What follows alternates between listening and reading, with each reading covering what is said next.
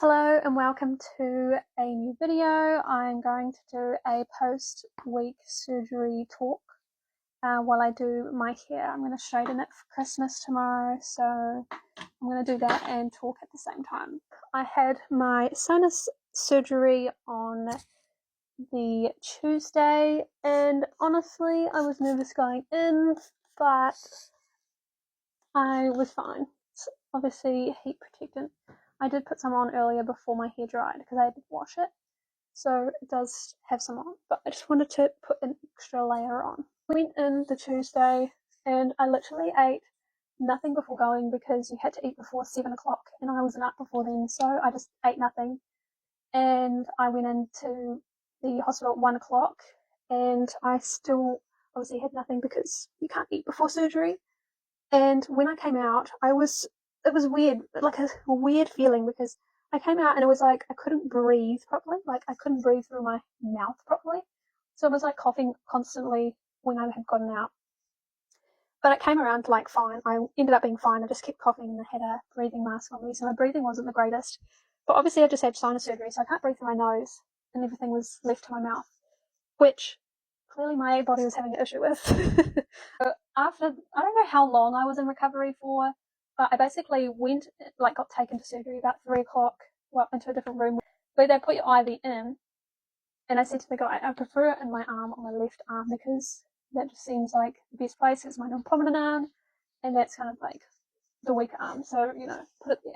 So he done that, and it was funny when he was putting it in, he put it in and then he went to remove, I don't know, something. I don't know how it works, but he went to remove something and then the blood started pouring out and he's like, oh, I thought that was in there properly. But it wasn't, so it was fine. But it was funny details to make sure they had the right person and everything. And to make sure that you understood what was happening. And I stayed in there for maybe 20 minutes and I kept looking at the computer time because I was trying to keep an eye on the time and stuff. So after they had got ready, obviously the surgeon was getting ready for his surgery, he ended up saying can you walk? And I was like, yeah, that's fine, I can walk to wherever. So I ended up walking myself into the theatre, which I find is weird. He obviously took me to where it was and I just walked in and sat myself on the theatre table, and it was like this shitty, small, thin, hard brick theatre seat, and I was like, yikes. I literally thought they were going to do your surgery on your bed that you sit on normally. No, it was different. Anyway, they took me in there, and then there was this whole debacle about my necklace. So I have the metal necklace which has details on the back. It's kind of like a medical alert. And so originally they were like, you can wear your medical alert and we'll just tape it. I was like, cool. I taped down my medical alert in my room before I went to the other room, and then they were having before I got my vitals, and then they were having a discussion oh, should we be keeping this on? Should we be taking it off? Just because it's metal, they didn't like the fact that it was metal. So I was like, you can take it off, that's fine, whatever. But then they're like, no, we'll just leave it on because we don't like to take anyone's medical alerts away. And so they left it on and they taped it again. Now, the funny thing is, I went into the surgery, into the theatre room, and then they were going on the same debacle. And then they go it's metal, is it okay to leave it on, type of thing. So obviously there were different people doing different stuff. There were so many different people. Anyway, and then the theatre people were like, oh, we could leave it on if we tape it.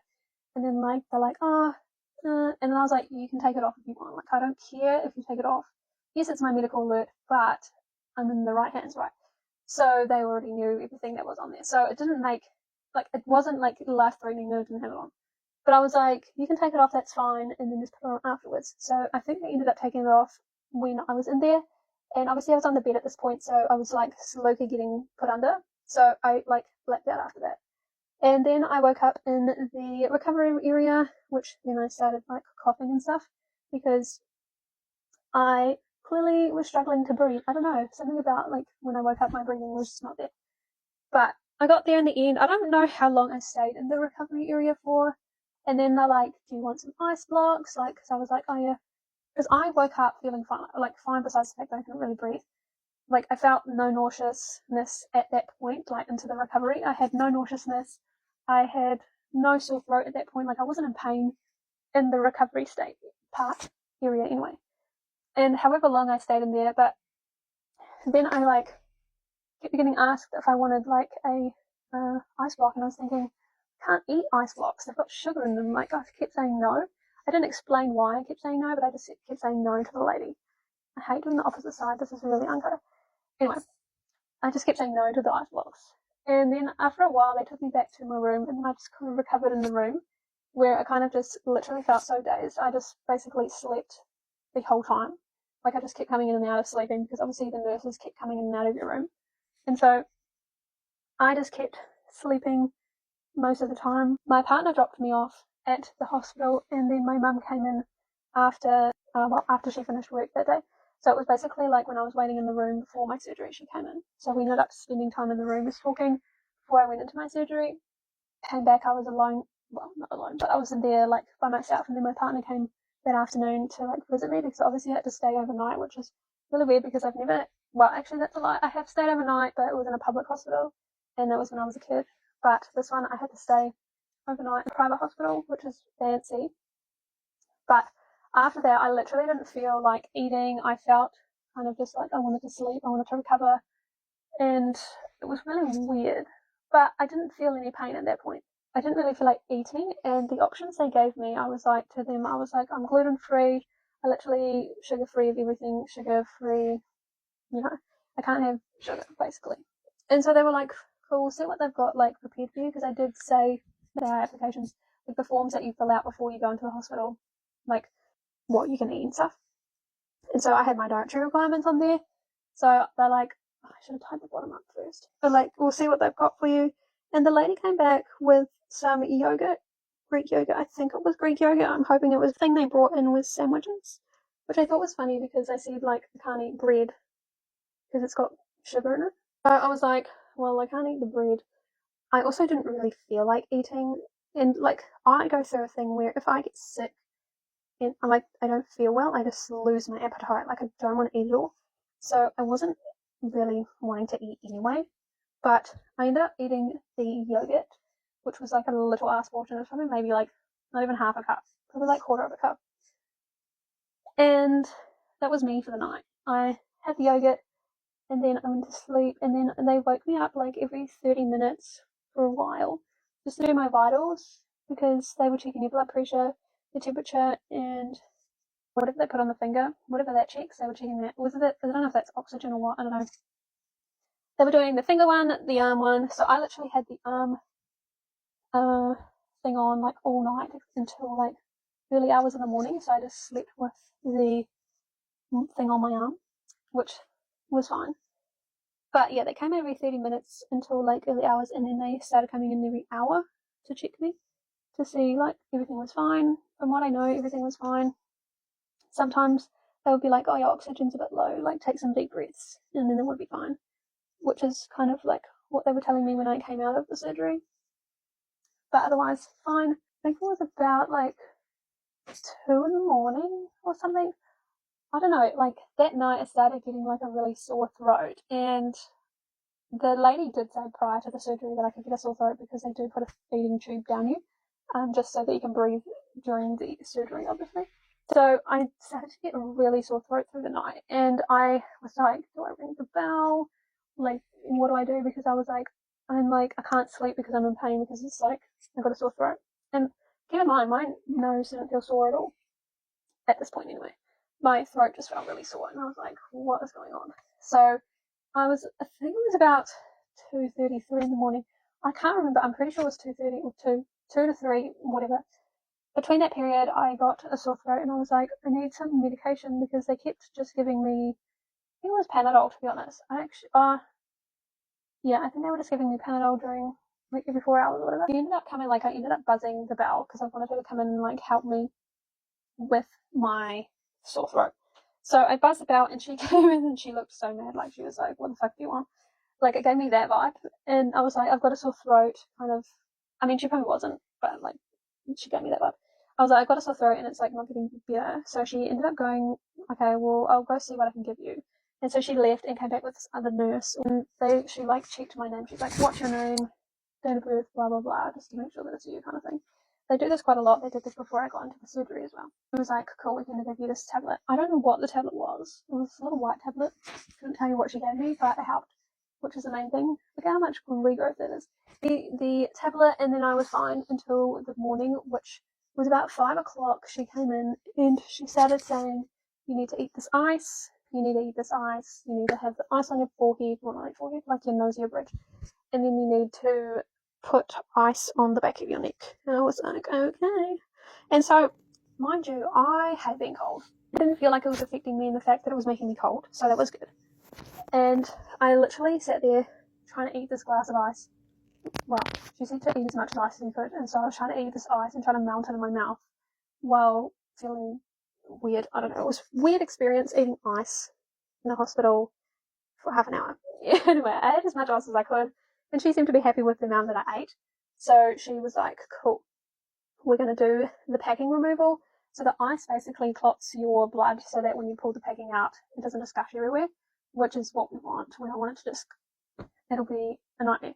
So when she was like, before she was like, whatever you do, don't sneeze or don't cough. And I was like, okay, we'll try my best. And so I initially thought that before I went in, like hearing other people's stories, that 2 nurses came in and did it, but there was only 1 nurse that was doing it for me.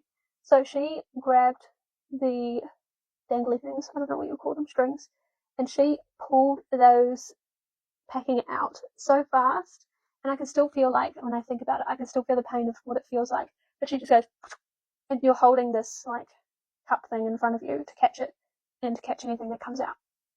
And oh my god, the pain up in here, oh, horrible experience. I would probably say that's the worst part of it, is taking the packing out, but it's only lasted maybe the pain for like 10 minutes before it kind of subsided a bit, and then it was kind of back to feeling a little bit, not normal, but more or less painful, if you will.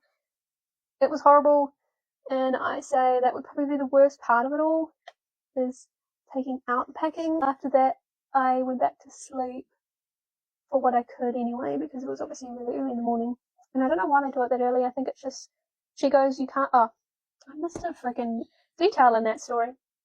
So when she pulled out the packing, she obviously stated beforehand, don't sneeze, don't cough. And so I was like, oh, I can't do any of those things. But I had like blood going down the back of my throat, and then I kind of choked on it. So then I literally coughed because I was like choking on my blood. So I coughed, and literally blood sprayed everywhere in front of me. And I felt so bad because I was like, I'm sorry, like I didn't mean to cough, but I was like choking, obviously. And it kind of made me cough. But she's like, no, it's alright, you're doing well. But I felt so bad because she's like, whatever you do, don't do these things. And then I did one. But I didn't sneeze, so that's good. And I didn't feel like I needed to sneeze. However, I have sneezed over the period of recovery, and it's not the nicest. But yeah, that was the packing part of it. And I think, yeah, after that, I was obviously recovering with some ice on my nose, and then just kind of going back to sleep when I could. And then the morning came round, and they gave me some breakfast. I had porridge. You had to, like, fill out a form like, when you went in, like, what do you want for breakfast? I filled out that I wanted porridge and yogurt, because that was kind of all I could eat, to be honest. So that was fine with me. I ate the porridge. However, I started feeling nauseous now. So I don't know if it's the factor of having no food for like almost 2 days, or the drugs, or just everything. But I started feeling nauseous, and then the sun started beaming in on me, and I was like sweating. And I was like, you know, when you get like sun and you just start like feeling really sick? I had that. It was just beaming in on me. And I just like, I couldn't get up. Well, I was told not to get up prior to that, because when you do get your packing taken out, you're not allowed to get up until the morning people come around. So that's, I think, why they do it so early. I don't know. But the morning people had come around, and I hadn't asked if I could get up anymore, like yet. And they had opened the curtains, and I was freaking boiling my freaking socks off, and it was so hot, it was starting to make me feel sick. So I felt really nauseous, and then luckily a little moment later, another like a nurse came in, like asking how my food was or whatever. And I was like, yeah, it's like fine, but like I'm really overheating from this sun coming in, and like it's making me feel sick. And I literally like, she's like, oh yeah, you do look a little pale. I was thinking, yeah, because I feel sick from the freaking light. So she shut the curtain a little bit so it wouldn't be so direct on me, which made me feel a bit better. And I came around a little bit more, but I had to start getting my shit into gear because I had to like leave the hospital. So you had to get out of the hospital kind of around 10 o'clock. And so I think, so my mum came in, I think she came in just before 10 o'clock, or like 9:30 or something, because she knew that she had to come get me at 10 o'clock. So I was still feeling rough, but I had to get dressed for the day. I had to like wash my face, do my teeth, and I was like, I can't, like, I just feel so ill. So I literally got into my like dress with my mum's help, and we kind of got dressed because I felt nauseous. They gave me an anti-nausea medication before I left, like a pill, and that did not help me because we left. I got wheelchaired out to the car because obviously I didn't feel well, and I don't think I could walk, to be honest, because I felt sick. And so they wheelchaired me out because they're like, we'll save your energy for when you get home or whatever. I don't know. I went to the car, I was fine. And I don't know if it was just the motion, because obviously I get motion sickness, so that doesn't help me, but I don't know if it was the motion or just feeling like hot, or I don't know. Just something set me over, and I felt like nauseous in the car as well. I didn't get sick in the car, but I got home, I got into bed, and when I was in bed, I like rolled over, and I was like, nah, I'm gonna vomit. And so I rolled over, grabbed, because luckily we took the vomit bags home. I grabbed the vomit bag and just vomited into the vomit bag, and it was literally blood liquid. Like, obviously I hadn't eaten very much in the past 2 days, so it was horrible, but it felt better, like, getting it out. Obviously, like, all the blood that went down the back of my throat from just the packing or just the surgery in general was in my stomach. It must have upset my stomach or something, I don't know, but either way, it was horrible. But it came out, and we felt better in the end. So after that, I felt like I was... Now, I lost the audio here. Not sure where that went wrong. I think my microphone was going flat. So I'm going to roughly summarise what I think I said because I have no idea. But for the first day when I got home, I basically just slept the rest of the afternoon. I think I had yogurt for dinner, and that was probably about it. And then the following day, I slept the whole day again, but I was eating very minuscule meals, aka yogurt and cereal, or like oats and rice flakes and things like that. So I wasn't eating a lot, but I was trying to eat because I had to eat with the medication that I was on as well. So yeah, this is where the audio cuts back in. So welcome back to the rest of the audio. Left. And then by day 3, I was like, I need to have a shower. And they say you can't shower until like the following day in the evening of the surgery, or of the day you go home, I mean. So I could have showered Wednesday afternoon, but I think I went Thursday morning. I can't remember. Anyway, I waited a little bit longer for when you were supposed to, just because I was like really lightheaded. Like, I had really lightheadedness. I was dizzy, like from the hospital home. I was dizzy. My head felt really like, you know. And so I was like just in bed because I couldn't do anything. I couldn't even read. I literally just went on my phone and slept pretty much. And it was weird though. Like, I felt like it was taking forever to recover the first week. Like, I was in bed all day, every day for like 6 days. So by the end of the week, and then I would like try to start getting out of bed and just sitting on the couch because I was sick of being in bed, and I just didn't want to be in bed anymore, and I wanted to get better. But I am now, Wednesday, I think, the following week, so like a week post-op, I suppose, and I am feeling a lot better. I am feeling less lightheaded, which is great. Initially, I think it was a lot of the medication that was knocking me, like for 6. But I did get nauseous throughout the week. It was just probably from the lack of eating I had. I basically ate yogurt, cereal, aka oats, rice flakes, really minuscule things because I just wasn't eating a lot. And then by the end of the week, I was like, I need to eat something and I need to drink more because that might be due to the lightheadedness, which may have been a factor, I'm not sure, but at the moment, we're feeling better. We're hoping that tomorrow is great, Christmas. So that's kind of like the story of kind of how it all went down post-surgery and post-surgery. I would say, like, I would want to do it again. If I had to do it again, I suppose I would, but honestly, I wouldn't be jumping at doing it again because, see, I was scared to like get in the shower because I was like, am I going to faint? Things like that. So yeah, I mean, last week was rough, but I have gotten better, and I think this week's run a lot smoother.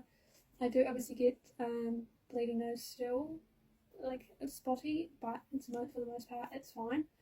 It's just the occasional like bleeding, but yeah, I don't know. I feel like I've been talking for so long now, but I hope this video is not too long, and I hope you enjoyed. I do say, like, if you've got any questions, let me know. If I didn't answer anything that you would like to know, that's pretty much the basis of what happened. Yeah. Thanks for watching.